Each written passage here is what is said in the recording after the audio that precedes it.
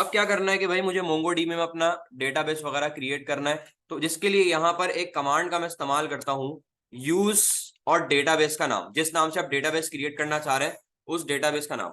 अब देखिए my SQL में या एसक्यूएल में हम जो कमांड इस्तेमाल करते थे यूज डेटाबेस की, ये होती थी किसी भी डेटाबेस को सेलेक्ट करने के लिए, एसक्यूएल की अगर हम बात करें। लेकिन यहाँ पर और वहां पर जो डेटाबेस क्रिएट करते थे कैसे करते थे, क्रिएट डेटाबेस क्या कीवर्ड और फिर डेटाबेस का नाम।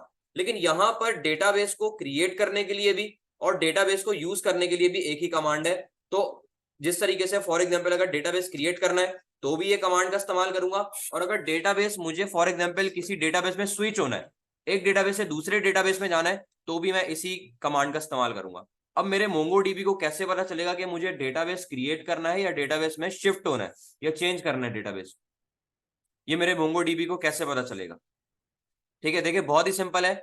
अगर तो फॉर एग्जांपल यहां पर आप जिस डेटाबेस का नाम दे रहे हैं अगर वो पहले से एग्जिस्ट करता हुआ, तो वो क्या करेगा, डेटाबेस में आपको शिफ्ट करके दे देगा कि उस डेटाबेस में चला जाएगा। लेकिन अगर यहां पर आप किसी ऐसे डेटाबेस का नाम देते हैं जो कि पहले से एग्जिस्ट नहीं करता, तो वो क्या करेगा, डेटाबेस को क्रिएट करके दे देगा। ठीक है, तो अब यहां पे जैसे फॉर एग्जांपल मेरे पास एक डेटाबेस यहां पर है एडमिन कॉन्फिग लोकल और स्कूल। अगर मैं इन्हीं डेटाबेस को यहां पर लिखता हूं, मैंने कहा फॉर एग्जांपल यूज, और डेटाबेस की लिस्ट मेरे पास यहां पर आ रही है, मैंने कहा मुझे स्कूल वाले डेटाबेस में एंटर होना है। अब जैसे ही मैं एंटर की प्रेस करता हूं तो कह रहा है कि मुझे स्विच टू डीबी स्कूल। ठीक है, अच्छा मैसेज वो सेम ही रिटर्न करेगा, चाहे डेटाबेस में शिफ्ट हो रहा हो या डेटाबेस को क्रिएट कर रहा हो, मैसेज उसका सेम ही रहेगा, स्विच टू डीबी स्कूल। तो देखिए मेरे पास डेटाबेस उसने मुझे यहां पर शिफ्ट करके दे दिया। अब फॉर एग्जांपल मैं कोई ऐसे डेटाबेस का नाम दे दूं जो कि मेरी इस लिस्ट में एग्जिस्ट नहीं करता, जैसे फॉर एग्जांपल मैंने कर दिया db_office। जैसे ही मैं एंटर की प्रेस करता हूं तो देखिए उसने मुझे एरर नहीं दिया कि भाई आप जिस डेटाबेस में शिफ्ट होना चाह रहे हैं वो तो डेटाबेस एग्जिस्ट ही नहीं करता पहले से, बल्कि वो क्या करेगा कि शिफ्ट आपको करके दे देगा और एक्टिव भी कर देगा।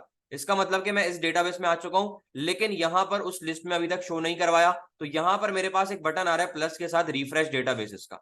ये डेटाबेस को प्लस का मतलब है क्रिएट डेटाबेस और यहां पर इसका मतलब है रिफ्रेश डेटाबेसेस। तो जैसे ही मैं रिफ्रेश पे डेटाबेस पे क्लिक करता हूं तो देखिए अभी भी मेरे पास वो उस लिस्ट में नहीं आया। क्यों नहीं आया? हाँ, क्योंकि अभी थोड़ी देर पहले मैंने ये बात बताई कि मेरी लिस्ट में उस वक्त तक वो डेटाबेस शो नहीं करवाएगा जब तक मैं उसमें कोई कलेक्शन ना बना लूं।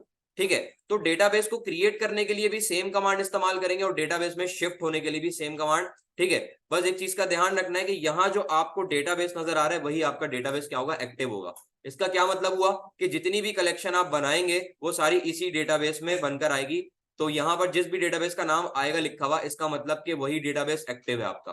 ठीक है, मतलब वही डेटाबेस आपका सेलेक्टेड है। अब क्या करना है कि मैंने ऑफिस के नाम से डेटाबेस में तो आ गया, मैं डीबी ऑफिस के नाम से डेटाबेस जो मैंने क्रिएट किया उसमें तो आ गया। अब मुझे इसमें कलेक्शन बनानी है। ठीक है, मैं जितनी दफा भी इसमें क्या करता जाऊं, रिफ्रेश करता जाऊं, मेरे पास शो नहीं होगा। इवन कि अगर मैं यहां पर आकर एक कमांड लिखता हूं शो डीबीएस, मतलब कि शो डेटाबेसेस, तो देखिए तब भी वो मुझे उस लिस्ट में शो नहीं करवा रहा। वही 4 शो करवा रहा है जिसमें मेरे पास कलेक्शन है, 3 बाय डिफॉल्ट है जो तो बनकर आता है, और एक इसमें क्योंकि कलेक्शन मौजूद है तो देखिए 2 कलेक्शन इसमें बनी हुई है, तो मुझे वो डिस्प्ले करवा रहा है डेटाबेस। ठीक है, तो फिलहाल मैं यहां पर आता हूं। अब करना क्या है कि यहां पर आकर मुझे एक कलेक्शन बनानी है अपनी इस डीबी ऑफिस वाले डेटाबेस में। तो पहली कलेक्शन मैं बनाने जा रहा हूं। कलेक्शन का यहां पर क्या मतलब है, जैसे वहां पर टेबल्स होते थे एसक्यूएल मायस्क्यूएल में, यहां पर होती है कलेक्शन। ठीक है, तो अब पहली कलेक्शन मैं बनाने जा रहा हूं जिसके लिए मैं क्यूरी का इस्तेमाल करूंगा। मैं इसको कंट्रोल प्लस से जूम कर लेता हूं थोड़ा। ठीक है, तो सबसे पहले यहां पर आकर लिखना है डीबी डॉट क्रिएट कलेक्शन। अब देख सकते हैं क्रिएट कलेक्शन क्या एक मेथड है, और यहां पे देख सकते हैं कैमल केस इस्तेमाल हुआ है, यहां पर कलेक्शन का सी कैपिटल है। तो मैंने यहां पर आकर लिखा डीबी डॉट क्रिएट कलेक्शन, और यहां पर कोटेशन में आपकी कलेक्शन का नाम मैंने कर दिया यहां पे फॉर एग्जांपल एम्प्लॉय। अब जैसे ही मैं एंटर की प्रेस करता हूं तो उसने मुझे रिस्पांस दे दिया जेसन की फॉर्म में, की का नाम है ओके, रिस्पांस में आ गया 1 मतलब के ट्रू। अब इसमें मेरे पास एक कलेक्शन बन चुकी है। अब जैसे ही मैं यहाँ पर रीलोड करता हूं आकर, तो यहाँ देखें डीबी ऑफिस के नाम से डेटाबेस आ चुका है। यहाँ पर मेरा इस लिस्ट में अगर मैं इसको ओपन करके दिखाऊं तो देखें एम्प्लॉय नाम की यहाँ पर उसने मुझे कलेक्शन बनाकर दे दी है।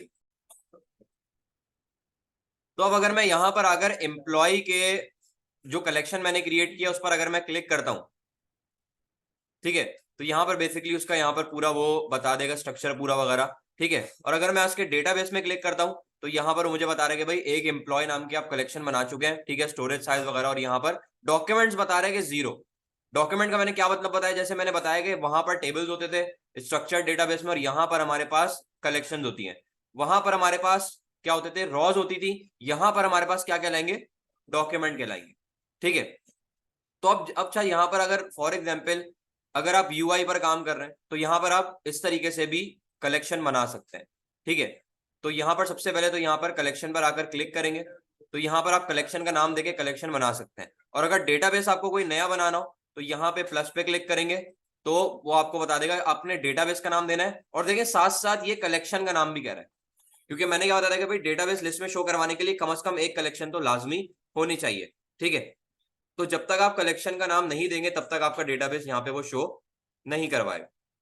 तो इस तरीके से क्या कर सकते हैं आप लोग कि मोंगोडीबी वगैरह में डेटाबेस वगैरह इसी कमांड से एग्जीक्यूट करवा सकते हैं। मैं यहाँ पर एक कमांड भी लिख देता हूँ, डीबी डॉट क्रिएट कलेक्शन, और यहाँ पर डबल कोट्स में आ जाएगा आपके कलेक्शन का नाम।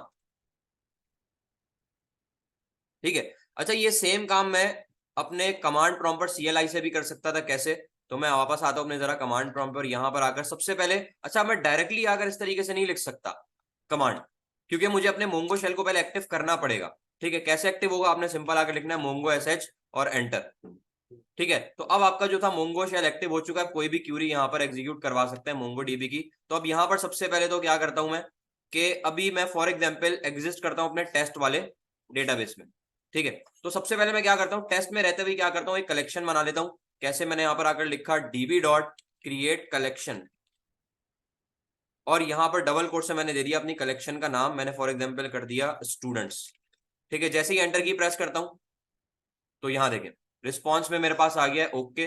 ठीक है। और यहाँ पर 1 आ चुका है। अब जैसे ही मैं रीलोड करता हूँ देखें यहाँ पे, तो देखें यहाँ पर टेस्ट की मेरे पास एक टेस्ट डेटाबेस आ चुका है, क्योंकि अब इसमें कलेक्शन बन चुकी है तो मुझे लिस्ट में शो करवा दिया।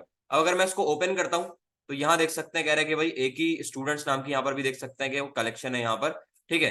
तो यहाँ पर आप सेम काम यहाँ पर भी कर सकते हैं CLI पर, और यहाँ इसके GUI में कंपास पर आकर भी यहाँ पर सेम काम सेम क्यूरी एग्जीक्यूट करवा सकते हैं। लेकिन बेहतर ये है कि यहाँ पर क्योंकि इंटेलिजेंस सारी सजेशन आ रही है तो यहाँ पे गलती की जो चांसेस है वो कम है, यहाँ पर गलती वगैरह हो सकती है, क्योंकि यहाँ पर अगर आप सेंसिटिविटी का ख्याल नहीं रखेंगे तो यहाँ पर आपके एरर वगैरह आने के चांस है, क्यूरी आपकी एग्जीक्यूट नहीं होगी। तो इस तरीके से क्या कर सकते हैं आप लोग मोंगो डीबी में अपने डेटाबेस वगैरह को और अपनी कलेक्शन को क्रिएट कर सकते हैं।